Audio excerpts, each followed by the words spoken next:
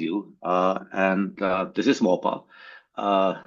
As you can see from the displayed page, it stands for Models of Peano Arithmetic, and usually we have technical talks about recent and sometimes not so recent research in model theory of arithmetic. But today I'm really very happy to have Professor Daniel Isaacson from Oxford, who will talk about the meaning of natural numbers, and you can see the full title on the front page. And if you've read the abstract, or even if you just look at the title, you see that this will be a talk about philosophy of mathematics and specifically, of arithmetic. And because of that, the format today will be a little bit different than our usual format. So Professor Isaacson will read, and then we will have a more extensive discussion period at the end of the talk. We'll have more time to do that than usual.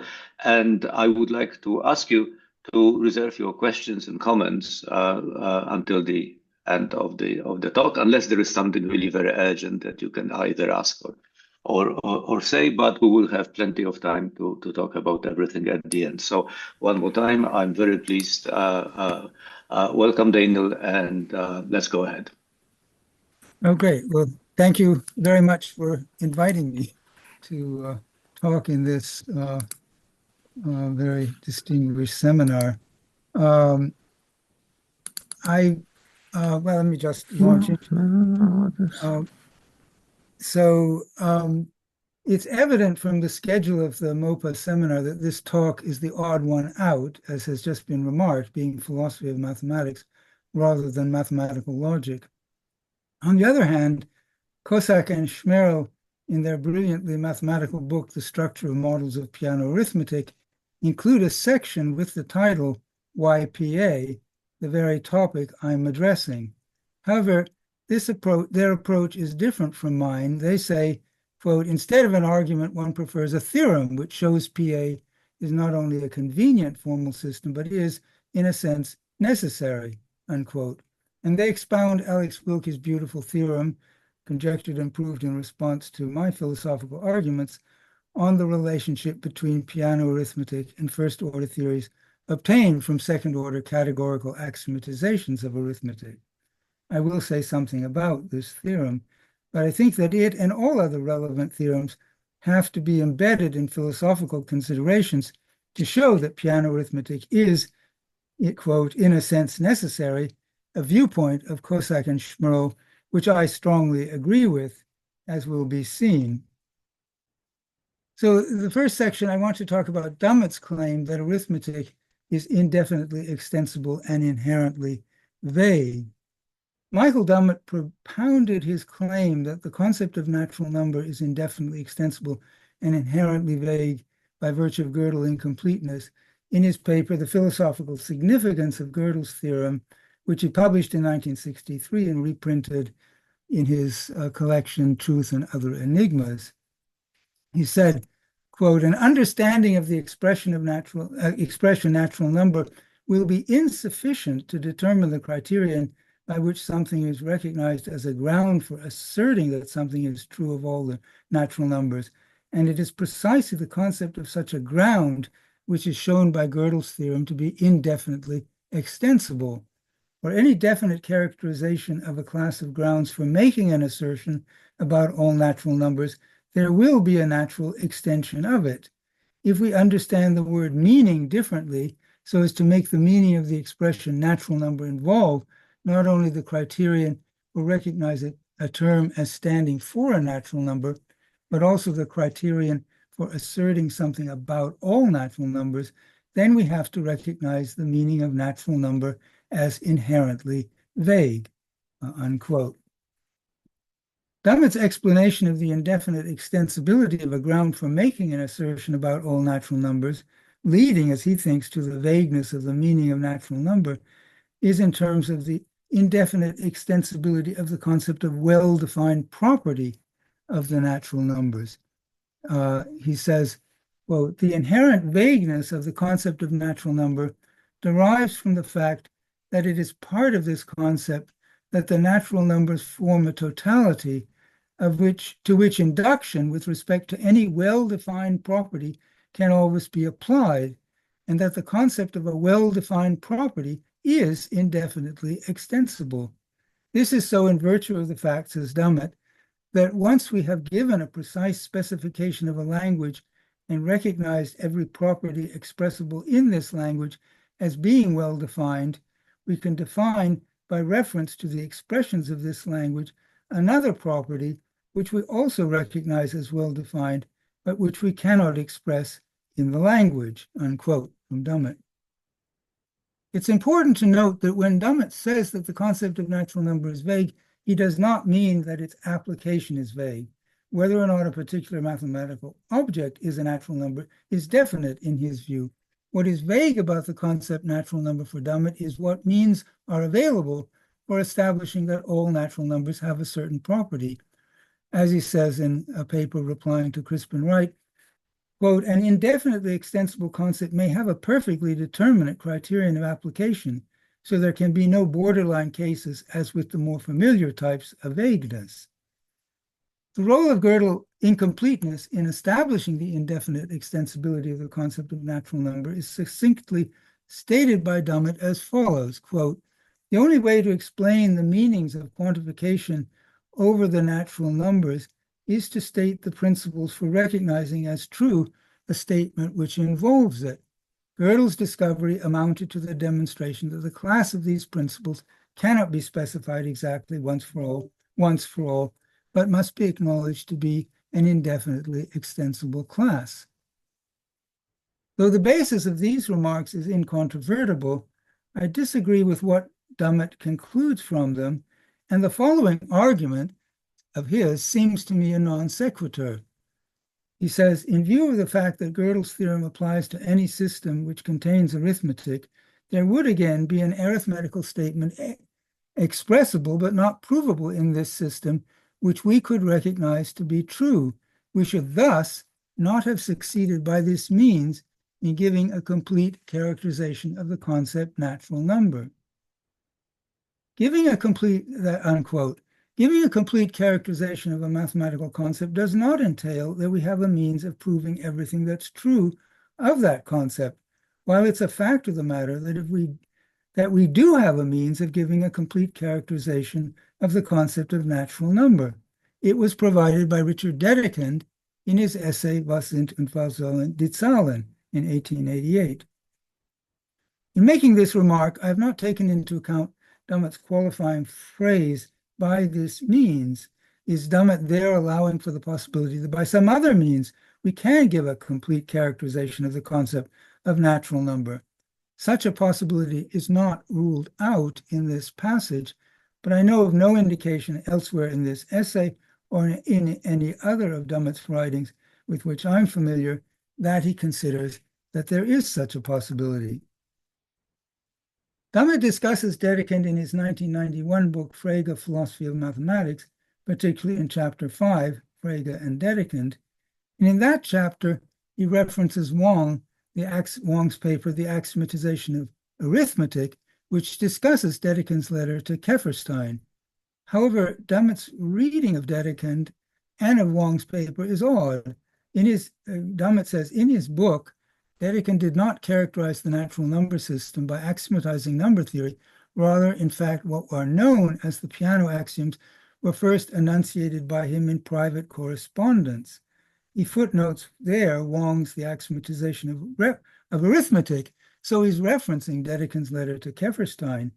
But I think it's wrong to say that in that letter, Dedekind first enunciated what are known as the Peano axioms, since in that letter is about the axioms he had enunciated in his book, and he was endeavoring to explain them to someone who hadn't understood them.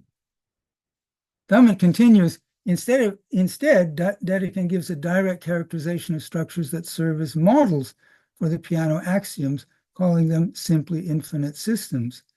It's odd to say instead here, since the way Dedekind characterizes the structure of the natural numbers is by his axioms. Dummett gives the following account of the problem of the indefinite extensibility of the notion of well-defined property in relation to the role of mathematical induction in understanding the concept of natural number. He says, quote, "It is part of the concept of natural number, as we now understand it, that induction with respect to any well-defined property is a ground for asserting all natural numbers to have that property. But this is not a feature that can be characterized once and for all," says Dummett, "because the notion of a well-defined property is itself indefinitely extensible." That's in his reply to Crispin Wright. Dummett is, of course, correct when he says that quote, "the notion of a well-defined property of the natural numbers is itself indefinitely extensible." But I don't think he's correct when he says that it is part of the concept of natural number, as we understand it, that induction with respect to any well-defined property is a ground for asserting all natural numbers to have that property. What I reject in this formulation is the restriction to well-defined properties. The notion of well-defined property is not part of the concept of natural number. If it were, we would not understand the concept of natural number, because we certainly do not understand the notion of well-defined property. The basis for understanding the concept of natural number is that induction holds for an arbitrary property. That, it seems to me, is the case. I now want to say something about Dedekind's axiomatization of the natural numbers and treatment of arithmetic, the arithmetic of the natural numbers. We understand the concept of natural number as the structure of a collection of objects, n, call them the natural numbers, which has an operation of succession, call it S, which is 1 to 1. So we have this axiom, axiom 1, and such that there is an element of this set n, call it 0, such that it's the first element of the sequence, that is to say, it's not the successor of any element. If we call Sz the first-order theory with non-logical constants 0 and S, and these two axioms, the language of Sz has infinitely many terms generated by iteration of successor applied first to 0 and so on. And we can easily prove that in this theory that any two of these terms denote distinct elements. There's a bit of a derivation there. Thus, every model of Sz contains a sequence with the structure of the natural numbers. But these structures may, in general, contain elements besides those that have the structure of the natural numbers. Dedekind formulated this problem precisely in his letter to Keverstein, which I quote here, slightly changing Dedekind's notation and terminology. All these facts, axioms 1 and 2, would hold also for every set M that contains, besides the number sequence n, also a set T of arbitrary additional elements, little t, to which the mapping S successor could always be extended while remaining 1, 1, and such that T is closed under the successor operation. But such a set M is obviously something quite different from our natural number sequence. What then must we add to the facts above in order to cleanse our set M of such alien intruders as disturb every vestige of order and to restrict it to the natural numbers? Dedekind points out to Keverstein that he gave the answer to this question in his Was sind und was sollen die Zahlen in terms of his notion of the chain, the chain of a function with respect to an object, but he also formulates it in the letter there without explicit reliance on the notion of chain, which amounts to formulating the axiom of induction.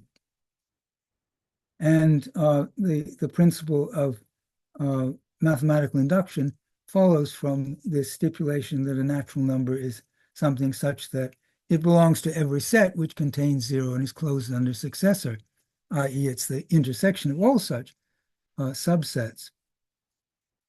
And this result, I just remarked, corresponds to Frege's proof in Begriffsschrift of induction with respect to the relation following in the phi series, which Dedekind remarks about in his letter to Keverstein, saying that for the first time he had a chance to read Frege's Grundlagen their arithmetic. Sorry, there's a misspelling there.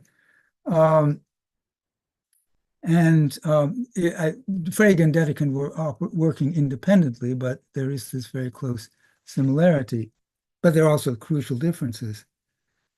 In Vassint, Vassal, and Itzal, Dedekind also proves the recursion theorem, which establishes by the comprehension principle for second-order logic the existence of the primitive recursive functions.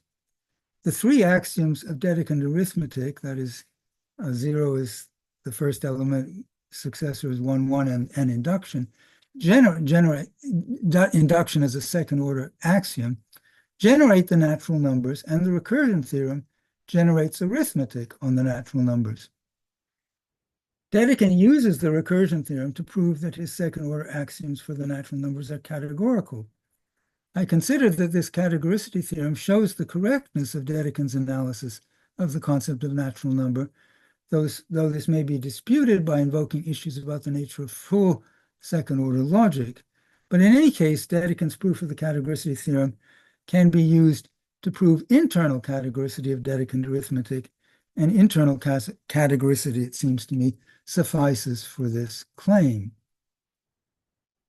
I now want to say something about the genesis of Peano arithmetic from Dedekind's axiomatization of the natural numbers and treatment of arithmetic of the arithmetic of the natural numbers. I'm taking Peano arithmetic here to be first order, and Dedekind arithmetic to be second order.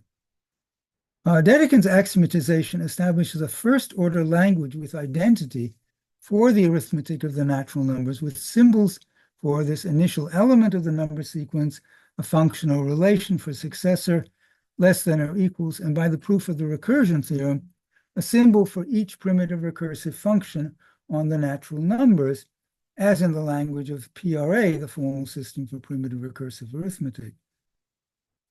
Choosing the symbol 0 for the first element, S for successor and less than or equal in the usual way, the following sentences in the first-order language of arithmetic follow immediately from Dedekind's characterization. That is, well, they're written there. I won't read them out. And also in these axioms for less than or equals. And infinitely many symbols for the primitive recursive functions, though of course they have to be generated themselves recursively, and the recursion equations for each primitive recursive function also as axioms. As well, there are infinitely many axioms in the first-order language of arithmetic that follow immediately from Dedekind's articulation of the structure of the natural numbers by instantiating the second-order variable in the axiom of induction by open formulas in the first-order language of arithmetic, i.e., the scheme of induction. In his Completeness Theorems paper, Gödel proved that the graph of each primitive recursive function can be expressed in a first-order language of arithmetic with plus and times as primitive, Theorem 7 in that paper. And by this remarkable result, the infinity of primitive symbols of the primitive recursive functions can be reduced to just 2, plus and times, with the recursion equations for plus and times as axioms for Peano arithmetic. And this is then the standard axiom system for Peano arithmetic as it's now considered. I just remark here that this genesis of the axioms of Peano arithmetic follows the account given by Kreisel in his paper Informal Rigor and Completeness Proofs from 1967.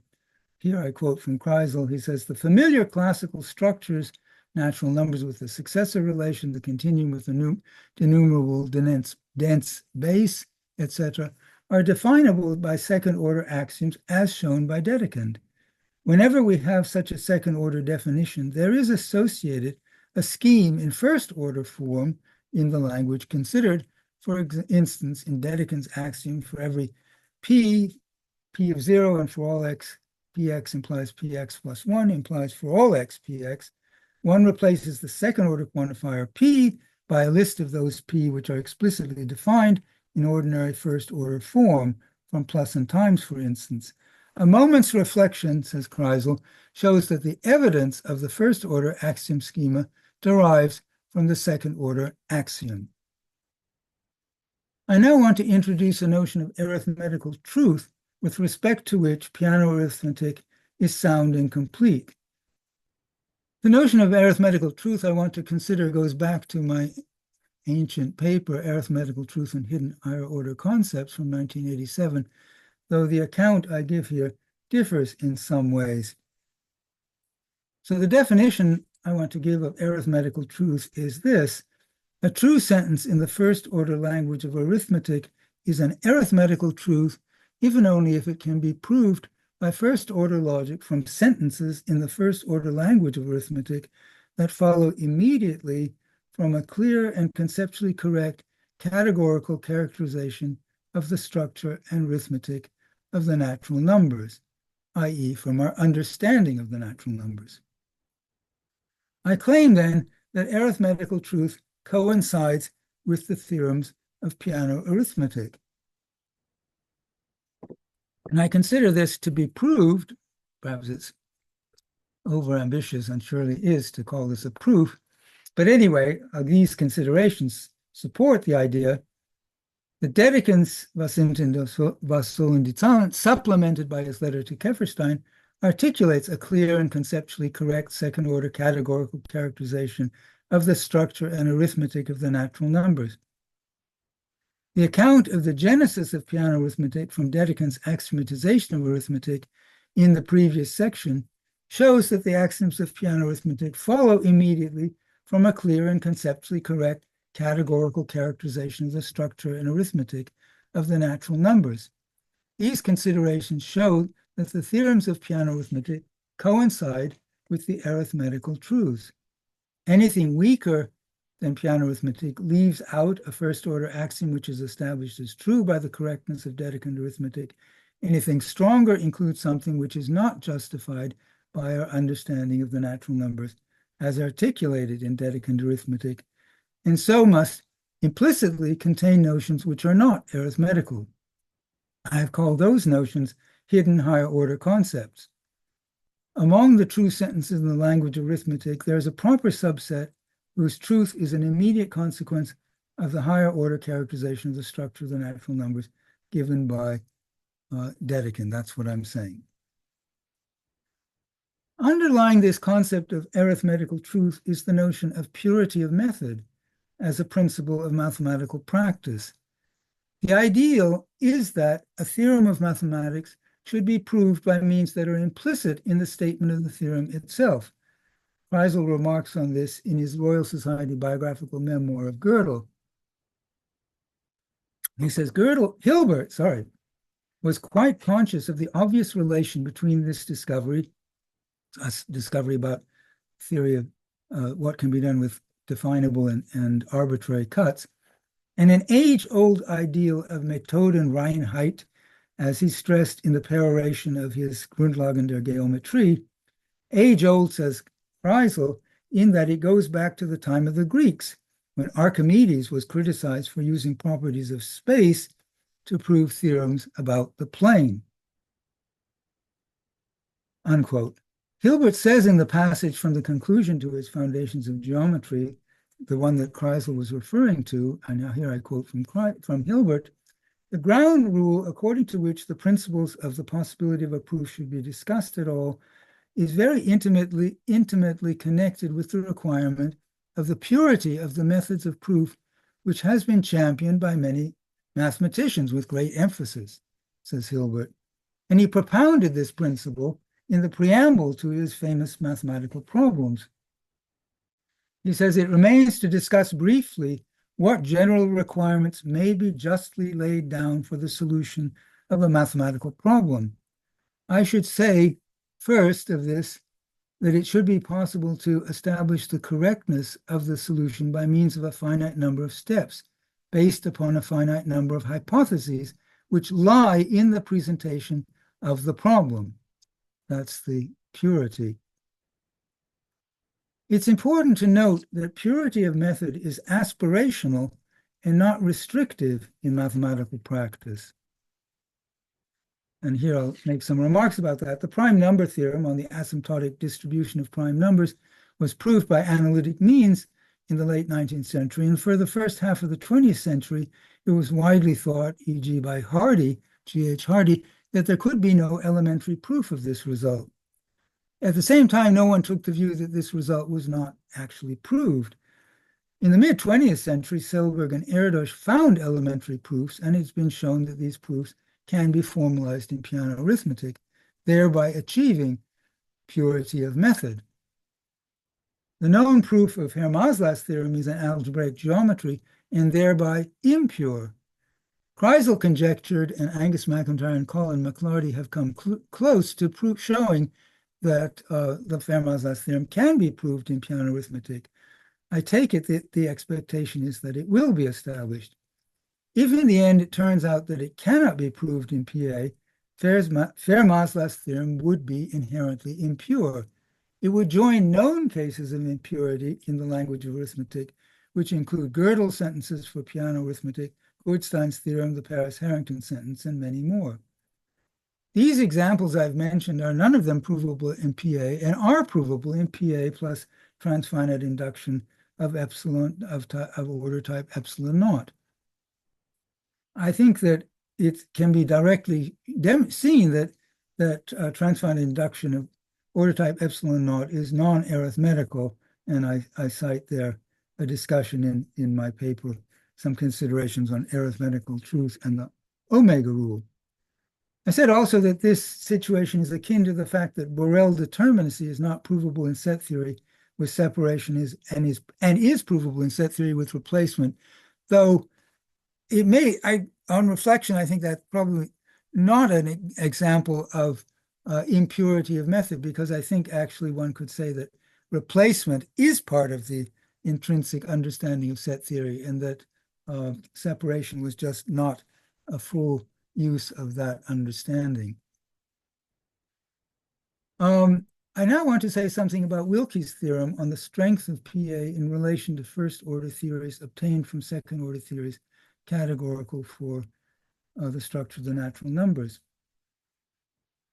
In response to the idea that Peano arithmetic occupies a special place among axiomatic theories in the first-order language of arithmetic by coinciding with the notion of arithmetical truth, Alex Wilke conjectured and proved a beautiful theorem which shows that Peano arithmetic is proved by any first-order theory in the language of arithmetic obtained by instantiating the second-order variable of a pi11 sentence for all x, phi of x, subject to a restriction on the occurrence of x in the formula phi of x,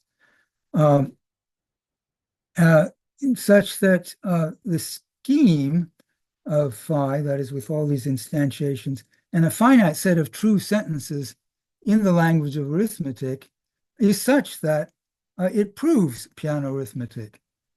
And the restriction on phi of x is that x must occur as the restriction in restricted first-order prenex quantifiers. I don't have a general idea of what pi11 sentences categorical for n that don't satisfy this restriction are like, so I can't say if this restriction is significant for the issues at hand. However, Jeff Paris has provided a specific counterexample to the extension of Wilke's theorem to arbitrary categorical pi11 sentences, which I'll look at below because I think it's worth considering that it does not call into question the identification of Peano arithmetic with arithmetical truth. The significance of Wilke's theorem for the identification of Peano arithmetic with arithmetical truth is perhaps not immediately evident. It concerns Peano arithmetic, but there's nothing in it about arithmetical truth as I've been considering it here. I see its significance in the following terms. The notion of arithmetical truth is subjective, turning as it does on the notions of following immediately from and of a categorical characterization of the structure of the structure and arithmetic of the natural numbers being, quote, clear and conceptually correct. The argument for the identification of arithmetical truth with the theorems of Peano arithmetic turns on the assessment of Dedekind's account of arithmetic, enhanced by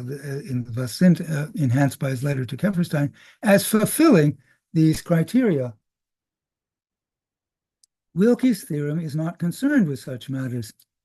It proceeds from the objective fact of the categoricity of the theory of arithmetic by a pi-1-1 sentence to the objective fact that Peano arithmetic is provable from the scheme of that pi-1-1 sentence plus a finite number of true sentences in arithmetic. So what is applied by the scheme in those sentences may be stronger than Peano arithmetic. To establish exactly Peano arithmetic requires the fine-grained understanding of the natural numbers obtained by Dedekind. A striking fact about Wilkie's theorem is that the hypothesis is not specifically about Peano arithmetic. By contrast, first-order Peano arithmetic is, as we've seen, very closely related to second-order Dedekind arithmetic.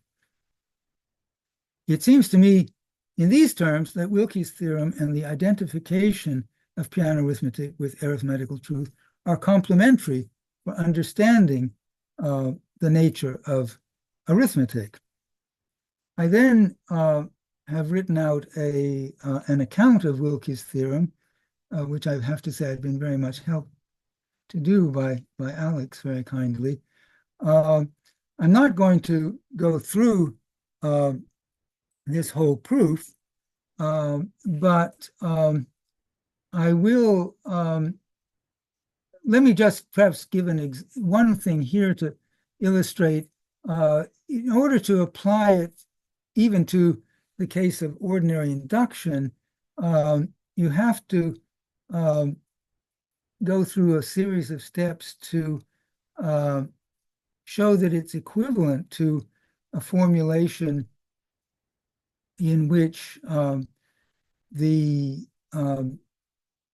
second-order variable x occurs as a restriction on first-order quantifiers. And the way that is done is that you take the principle of well-ordering, of the least number principle, and sorry, where have I got it here? Oh, well, here is the least that, sorry, the well-ordering principle that every set of numbers has a least element, and that can be then put into this somewhat unusual form in which you have prenex quantifiers applied, restricted by the second-order variable. So now the technique of this proof, I do have to say something about that, is by approximating infinite structures by finite structures. Wilkie used an account of, or such a definition taken from a paper by Schelach, which Wilkie remarks is equivalent to Kripke's definition of fulfillability, though it's quite different. Kripke's notion of fulfillability is in terms of two-person games. But nonetheless, the language is useful, so I'm going to use it here. And this is the definition of fulfillability by an I structure, which is a sequence of a successive sequence of increasing structures. And we say that for quantifier-free formulas, fulfillability is the same as satisfaction. And then for universal quantifiers, we have fulfillability if and only if we get fulfillability for each instance of an element in that turn up in this sequence of increasing structures. But on the existential quantifier, we have this rather restrictive definition that something is fulfilled, existential quantifier is fulfilled if at a given point in the in that I structure, if there's a structure above that structure in which there's an element in that structure which fulfills the instantiation. So long as I structures are infinite, fulfillability implies truth. And we also have that fulfillability is closed under I substructures, which is needed. And the idea of the fulfillability determines a sentence or a class of formulas if it fulfills every sentence or formula in the set or its negation. The notion of negation is defined in such a way that it applies only to atomic sentences in order so that the definition can be given strictly in terms of prenex formulas. And this leads to a lemma that for any I sequence indexed by omega, in which all the AI structures are finite, there's an infinite increasing subsequence such that the I structure for that subsequence determines the set of sentences S, i.e. it fulfills every sentence or it fulfills the negation of that sentence. I won't go into how that's proved. I want to give a kind of heuristic account of the proof of Wilke's theorem.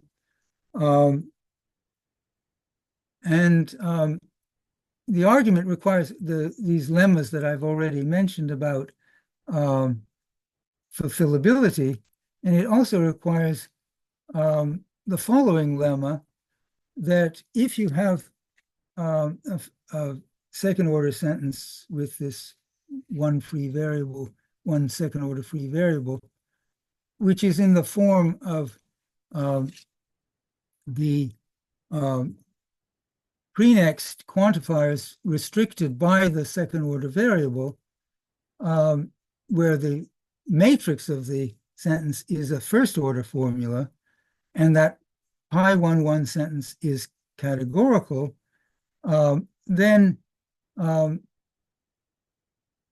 for sigma, the first order sentence with just simply those quantifiers applied to the first order sentence, we can find an I structure for each natural number n, which fulfills the negation of that sentence sigma, that formulation of the categorical sentence, just as a first order, its corresponding first order form. I won't go into, there's a wrinkle there which I won't discuss. To prove the lemma, we let M be a countable non-standard elementary extension of N. So then for all x, 5x can't be true in M, because otherwise by categoricity of T, the set of true sentences, some true sentences, finite set of plus the universal quantification of phi, M would be isomorphic to N. So there has to be some infinite, it can be proved to be infinite, subset of M, such that in M we get not phi of S.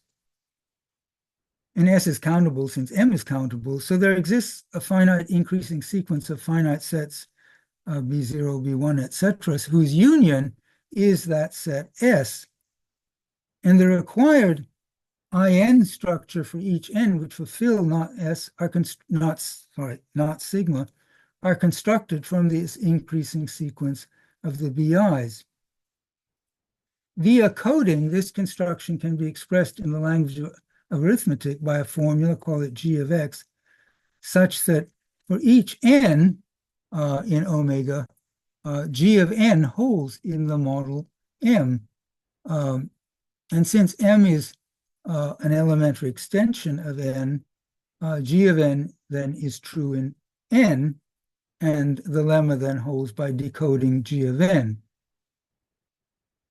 The main theorem that T plus schema phi proves the axioms of PA, for T, a finite set of first-order sentences in the language of arithmetic that are true in the natural numbers, we take as that set of sentences I sigma 1 and the sentence for all x g of x, where g of x is the formula used in proving the lemma just stated. I sigma 1 is finitely axiomatizable and sufficient for all coding needed for the lemma. So then we let M be a non-standard model of T plus schema phi with a counter instance to induction for theta of x, some formula, some first order formula. From the assumption that not for all x, phi of x holds in M, there's a non-standard element, call it C, such that not phi of C holds in M. We then let J be the set of all elements B in the model M, such that for all x less than or equal to B, theta of x holds. And there's no greatest x less than C such that theta of x, since M satisfies the condition for all x, phi of x implies theta of x plus 1. Sorry, for all x, theta of x implies theta of x plus 1. With these properties, we get that in M, not sigma is fulfilled by an I structure on J that has no greatest element. So by the lemma, that one of the lemmas that we've looked at before, not sigma holds in the union of the I structures determined by J. The domain of this structure inside M is given by the formula there exists a Y such that for all Z less than or equal to Y, theta of Z, and X is in the domain associated with Y. And if we call that formula chi of X, then not sigma holds in M with its quantifiers restricted to chi of X. So not sigma holds in M because M not sigma is within this restricted form. But not sigma expresses the negation of an instance of scheme phi, contradicting the assumption that scheme phi is true in M. So in every model of T1 plus scheme phi, every instance of the induction scheme is true. So by the completeness theorem of first order logic, T1 plus scheme phi proves Peano arithmetic, as was to be proven. I won't go through the more precisely stated theorem. Now, there are limitations to Wilke's theorem, and I want to look at one provided by Jeff Paris to show that it can't be strengthened to arbitrary categorical pi1-1 sentences. So Paris's example is psi of x is, one has to use a lot of coding. X codes a pair of sets y, z, such that if y is non-empty and z codes a truth definition for the natural numbers, then y has a least element. And two things follow from this. First, that for all x, phi of x, psi of x is categorical for the natural numbers. And secondly, for T, any finite subtheory of PA sufficient to prove that truth for L1 is not, for the first order language, is not definable in the first order language, that is Tarski's theorem, then T plus scheme psi is logically equivalent to psi. And since T is a finite axiomatization, is a finite set of sentences, it can't prove PA because PA is not finitely axiomatizable. So to prove that it's categorical, we note that, of course, but anyway, there is a set of sentences which does code a truth definition for arithmetic, for first order arithmetic. So if we instantiate y by that set, sorry, z by that set, then if y is a non-empty set, y has a least element is what for all x psi of x is saying, instantiated by that z. So for all x, psi x implies the least number principle, so it's categorical for n. And of course, this inference is in full second order logic, which allows us to instantiate z in the way that we've just done. But now we know that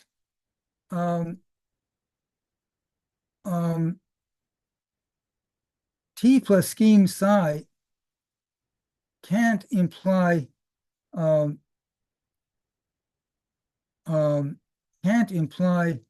least number principle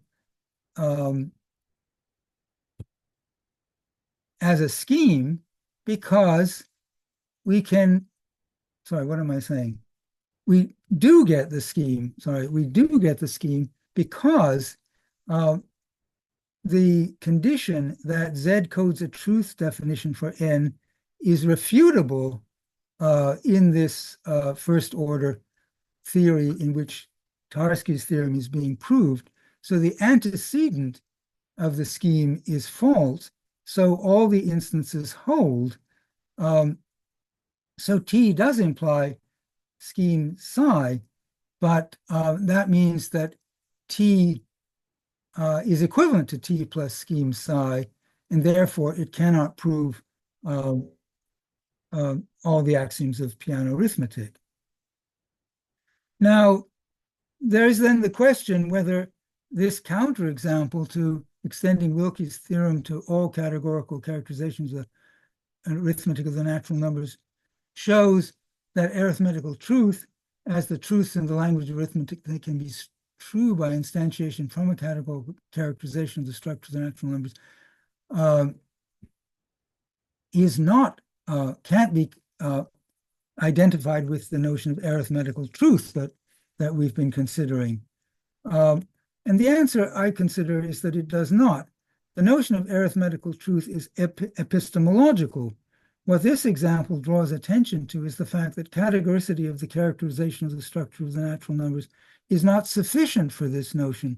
What is required is understanding of the structure of the natural numbers and their arithmetic, such as provided by Dedekind. Understanding the notion of truth in the structure of the natural numbers is extraneous to understanding the natural numbers and their arithmetic. Okay, now I want to finally talk about the completeness, how completeness and soundness of Peano arithmetic with respect to arithmetical truth relates to the idea that arithmetic of the natural numbers is indefinitely extensible and inherently vague, as Dummett has said. The basis on which Dummett claims that natural numbers inherently vague is the incontrovertible fact that formal systems of arithmetic and the concept of well-defined property of the natural numbers are indefinitely extensible from Gödel incompleteness. But I reject the inference. From a passage I quoted earlier, Dummett takes it that the meaning of the expression natural number involves not only the criterion for recognizing a term as standing for a natural number, but also the criterion for asserting something about all natural numbers, i.e. having a proof system for arithmetic. Since all such systems are indefinitely extensible, Dummett takes it that the meaning of natural number is inherently vague. But understanding the meaning of natural number is not just a matter of writing down a system of axioms for asserting something about all natural numbers, establishing all that's true of the natural numbers. We can and we do understand the structure of the natural numbers and their arithmetic characterizing that structure directly in the language of full second-order logic. Full second-order logic cannot be axiomatized, but it can be understood. And with that understanding, we can obtain a precise understanding of the structure of the natural numbers. First-order logic is for proving what's true, as Gödel's completeness theorem shows. Second-order logic is for giving precise expression to our understanding of mathematical structures. While Dummett cites indefinite extensibility as grounds for imputing vagueness to arithmetic, he could equally have cited weakening of theories, even though there is no natural way in which weakening can go on indefinitely. The existence of weak systems of arithmetic, R, Q, PRA, I sigma n for each n, is not a manifestation of vagueness. Rather, there are specific mathematical and philosophical reasons to be interested in each of them. But if we agree that a categorical characterization of the structure of an arithmetic of the natural numbers is a necessary condition for understanding arithmetical truth, then Wilke's theorem tells us that none of these weak systems is adequate for arithmetical truth. Dummett's use of the word vague in this context may seem odd, since the situation is so different from the classic cases of vagueness, such as the words red, bold, tall, rich, and all such cases that involve the Sorites paradox. In these cases, we have situations where we cannot decide whether or not the word is applicable. Some would say that there is no fact of the matter in such cases. Others, notably Timothy Williamson, say that there is a fact of the matter, only we don't know it. Either way, we don't know what to say. It seems that Dummett imputes vagueness to arithmetic on something like this basis. Presented with a formal system for arithmetic, we cannot say that it fully characterizes the natural numbers. Of course, we can say that it doesn't. So in that way, it's not like being unsure whether, for example, someone who owns a house worth £2 million is rich or not. The existence of non-standard models of arithmetic has sometimes been cited as showing that arithmetic is vague, because it's said we cannot tell which model of arithmetic we're in. I consider this view to be untenable. There's no such thing as being in a non-standard model. But we can put these considerations aside, since Dummett's idea that arithmetic is inherently vague has nothing to do with non-standard models. I maintain that the completeness and soundness of Peano arithmetic with respect to the notion of arithmetical truth, which we've considered here, rules out construing the indefinite extensibility of formal systems of arithmetic as inherent vagueness. On the other hand, I have in section 4 discussed inherent impurity in the language of arithmetic, and it is possible that Dummett's notion of inherent vagueness and my notion of inherent impurity are two ways of talking about the same phenomenon. Even so, I don't think the issue I've raised in this paper can be said to be purely terminological, since the ideas of impurity and vagueness are very different, and our respective claims, Dummett's and mine that is, are strongly linked to those different notions. Even so, exploring this suggestion may make a start to resolving the issue I've raised here. And I want to conclude with this remark.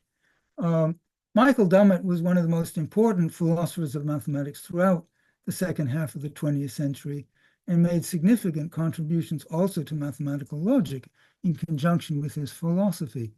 I greatly admire and respect him. We first met in 1967 when I became a graduate student in Oxford, and he was my teacher and later colleague and friend. Having known him well until his death in 2011, I very much regret not having focused on the issue addressed in this paper when we could have discussed them.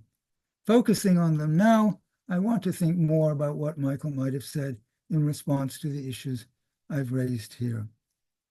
Okay, thank you very much. Thank you very much, Daniel. And let's do the usual. We react whatever way we like. There is a react button, or you can clap or do anything else. And So thank you very, very much for this beautiful lecture and the paper. And I'm really very happy to see Wilkie's theorem back. I always thought this was one of the most beautiful theorems in this sort of area of model theory of arithmetic and its applications. So thanks a lot for that. And I open this now not the floor, whatever it is to be opened for a discussion. So are there any questions? I see that Hartree I see Field. Hartree, yeah. Hartree Field, you can go ahead. Unmute yourself. Hartree, you need to unmute yourself. Hartree. Okay, so I probably shouldn't be going first because I didn't follow a lot of that. But so if somebody wants to, well, maybe I'll just go ahead. So about what you say is Dummett's non sequitur. I wasn't. I so what you said, I think, is that he rightly said that the notion of well-defined property is indefinitely extensible, but this was beside the point because the notion of arbitrary property isn't. But I think he was actually talking about arbitrary property. So claiming that was indefinitely extensible on the ground of like on a Tarskian hierarchical view of truth, the claim is that you can keep on extending the truth predicate, and so this gives you more and more properties, and so the in induction schema becomes more and more powerful. So I guess connected with this, I wasn't clear what the relevance of what you were saying about purity was to his concerns, because it seems like the kind of in indefinite extensibility he was talking about was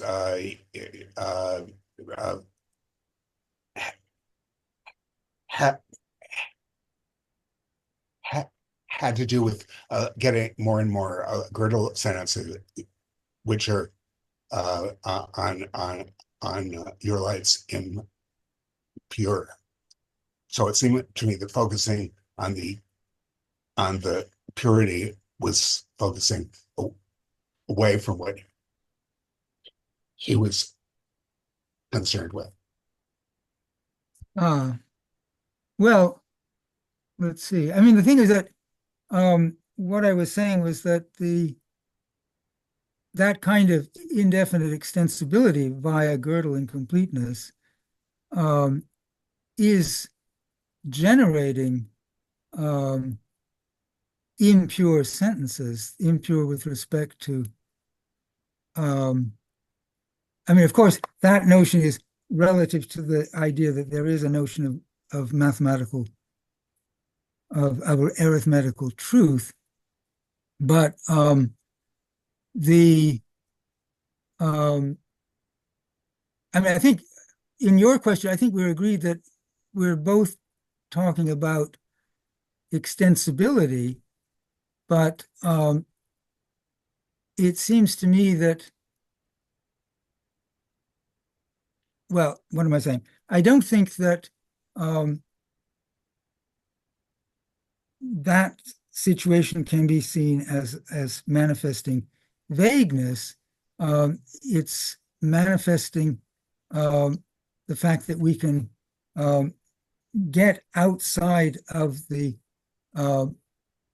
understanding of the structure of the natural numbers by Gödel incompleteness I mean, other techniques, but basically that.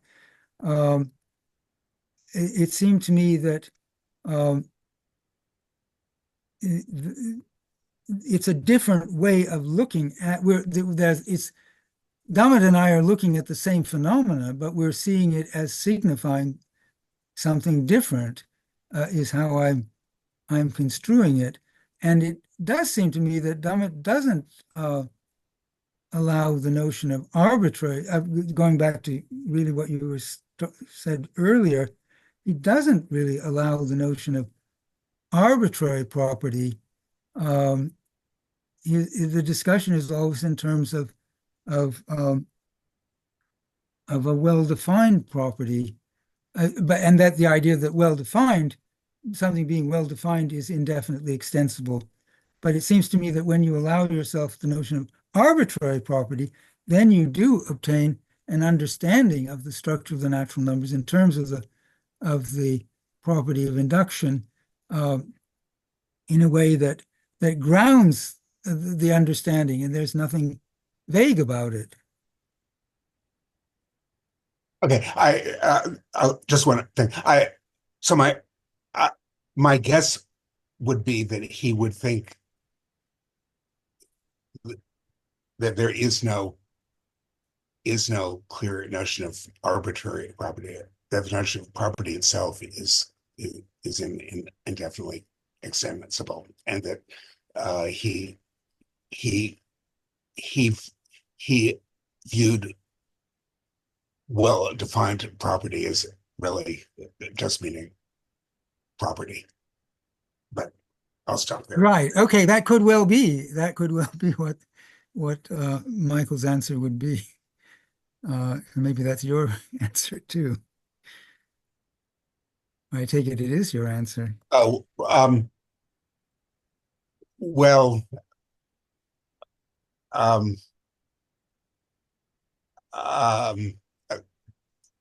let me not go there.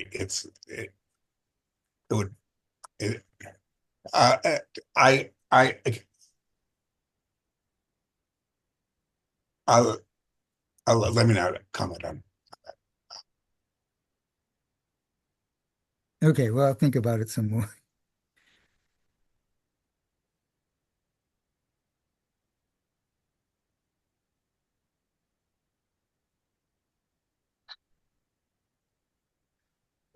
Flash?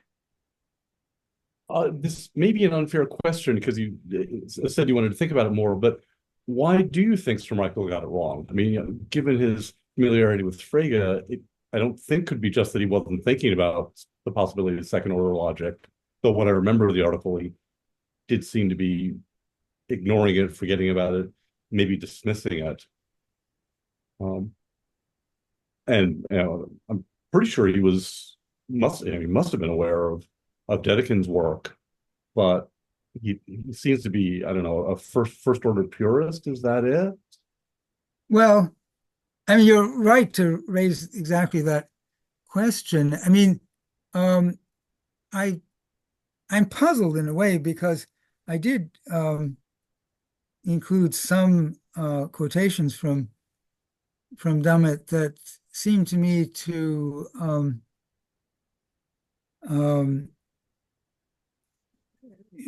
well, I wouldn't call them misunderstandings of Dedekind, but well, some of them were actually. I think it didn't seem to me that he.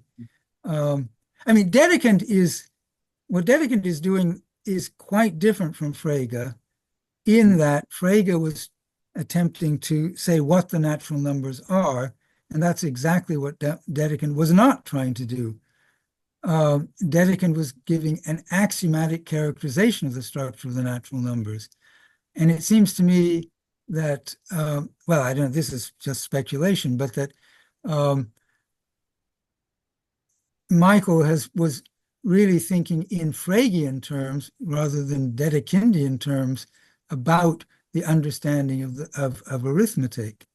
They are very different in well, philosophically. I mean, there are certain crucial similarities. I cited the proof of the principle of induction from the notion of following in the phi series, or or from the definition of natural number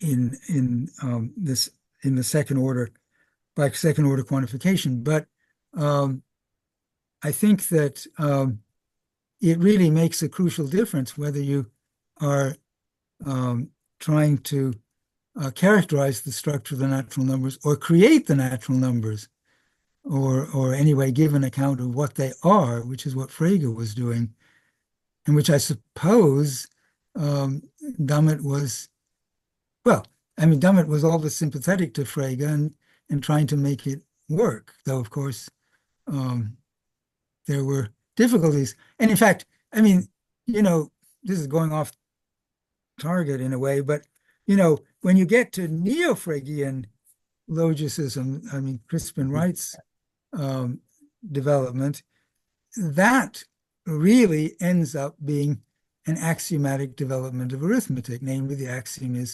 is so-called Hume's principle. So in that sense, it's much more like Dedekind than like Frege.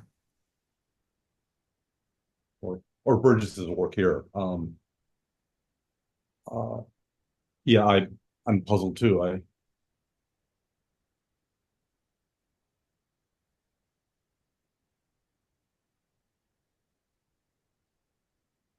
Well, I mean, I guess I mean, as a way of speculating, I do think that its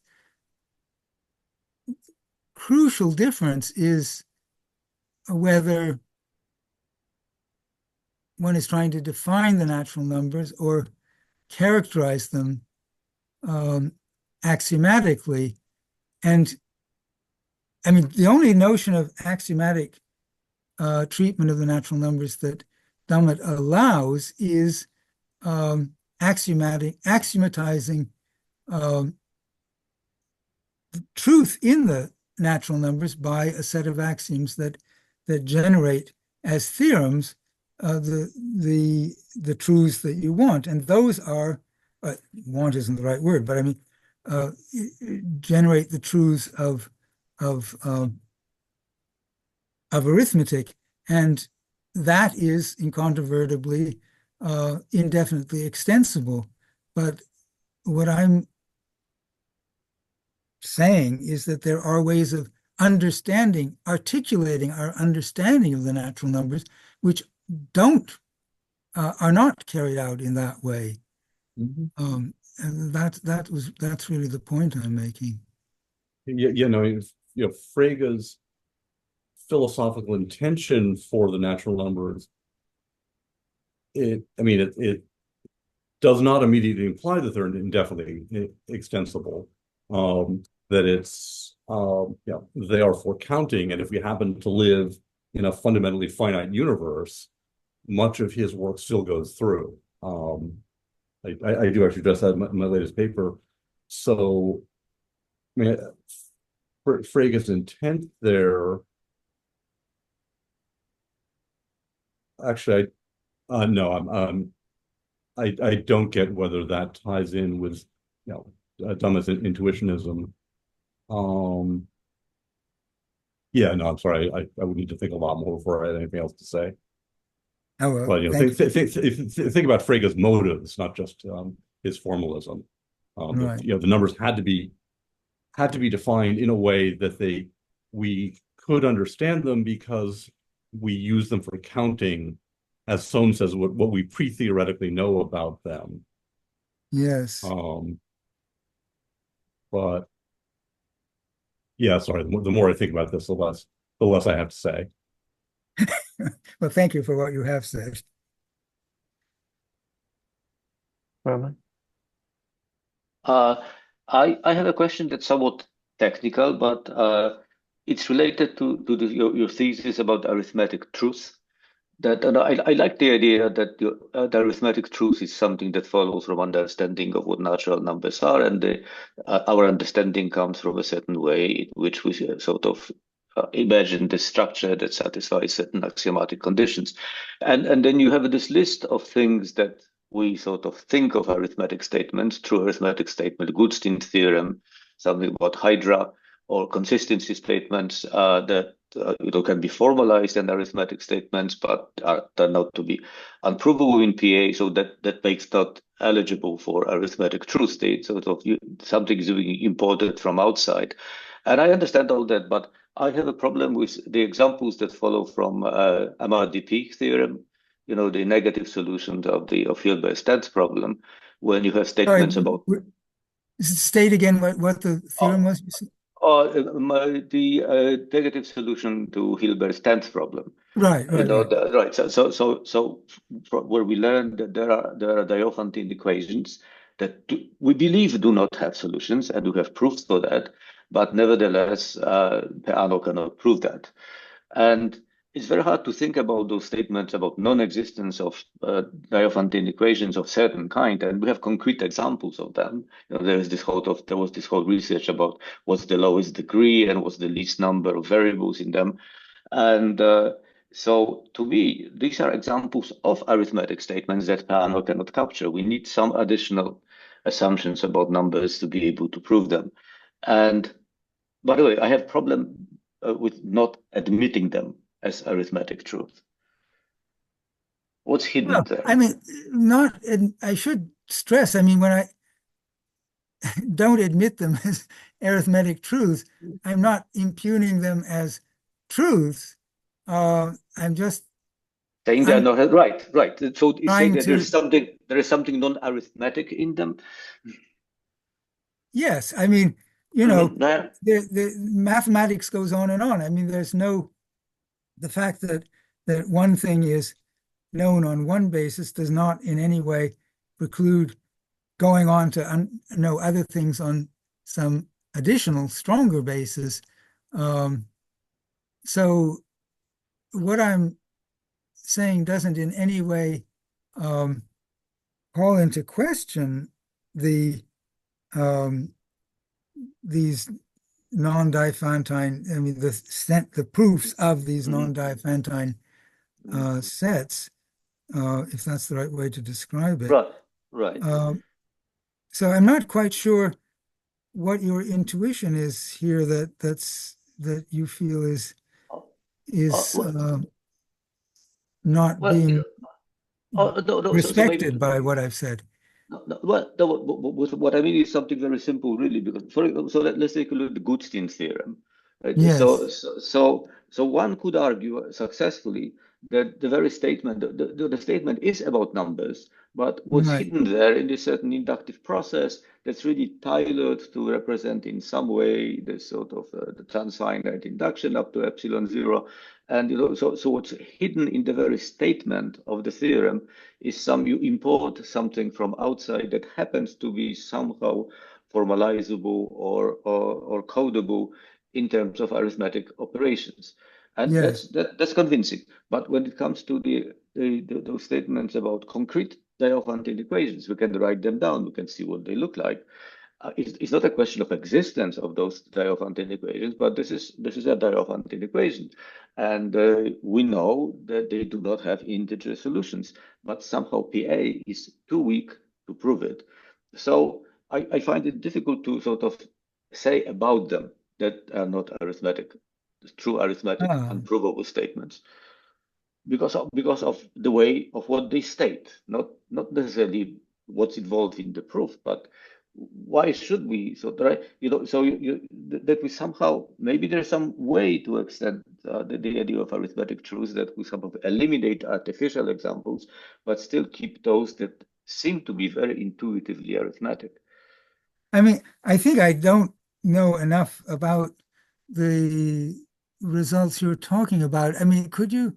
What is the exact sentence that you're talking about? So I can write down a polynomial, several variables. I know what's the least number now, maybe 11 variables, and maybe degree 5, and we know that there are no integer solutions. However, the statement about non-existence of those solutions, the pi1 statement, is not provable in PA. You did mention the possibility that Wiles' theorem, Fermat's last theorem, turned out to be somewhat not provable in PA, and then we would have to think about it, because then if it turned out to be unprovable, I would have the same objection that somehow the statement of Fermat's theorem is extremely arithmetic. It's clearly an arithmetic truth, but you somehow allow that possibility that we would have to revise something about our thinking about what's arithmetic, what's not, if it turns out strangely to be not provable in PA. Ah, I see what you're saying. Okay. Yeah, I mean, actually, in thinking about Fermat's theorem, I was worried about in envisaging the possibility that it would turn out not to be provable in PA. Mm-hmm. I was worried about what that situation would be, how to describe that situation in these terms, because it's very hard to invoke the notion of hidden higher order concept in something as transparently simple as the statement of Fermat's last theorem. Right. So I apologize for interrupting. I think we would all worry about it. You wouldn't be the only person worried about it. This would be the worry for all of us. Okay, but now, but you're citing an example now that we already have, a pi1 sentence statement involving a concrete polynomial that I can just write which down. is not, which is provable. So how do we prove it? I don't know. How do we prove it? Oh no, this is a pi1 statement that sort of can be translated. This is to sort of it's equivalent to the consistency of Peano arithmetic, for example. Okay, so we prove it with epsilon zero transfinite induction. That's right. No, but so what's the problem? I mean, well, the problem is that if but if I talk to a number theorist, I say, look at this polynomial. Okay, there is nothing hidden in the statement. The statement is just about a concrete polynomial. It's a statement about addition and multiplication of numbers. That's all there is. Yes. Well, okay. It takes a long way to prove it, but nevertheless, it's a fact. Yes. So you want to say that proving equivalence between a fairly simple statement proved expressed in the language of arithmetic and something a lot more complicated that does have hidden higher order concepts in it, as it were, doesn't preserve arithmeticity, or whatever you can call it, or doesn't preserve non-arithmeticity. on it. Yes.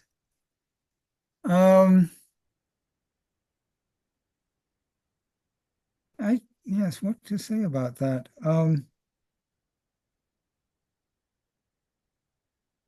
I mean, let me put it as so let me turn it around. Is what you're saying an argument against the existence of a notion of arithmetical truth in the sense I'm talking about?